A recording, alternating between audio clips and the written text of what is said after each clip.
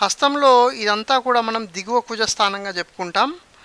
అదేవిధంగా ఇదంతా కూడా శుక్రస్థానంగా చెప్పుకుంటాం. ఇక్కడ మనకి మణిబంధన రేఖలు ఉంటాయి ఈ విధంగా. సో ఆయురేఖ అనేటువంటిది ఇక్కడ ప్రారంభమైపోయి ఈ విధంగా ఇక్కడ అర్ధవృత్తాకారంగా వెళ్ళి శుక్రస్థానాన్ని పూర్తిగా ఆక్రమించి మణిబంధన రేఖల పైన ఈ విధంగా ముగియాలి. అదేవిధంగా ఈ రేఖ చివరి లోపట ఈ విధంగా ఉండాలి.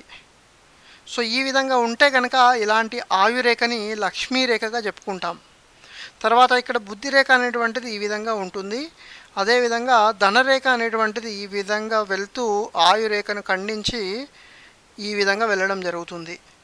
ఇక్కడ మనకి చూసినట్టయితే ఆయురేఖతోని ఒక త్రిభుజం, ఆయురేఖ, బుద్ధిరేఖ, ధనరేఖ మూడు కలిసి ఒక ధన త్రిభుజాన్ని ఏర్పరచడం జరుగుతుంది.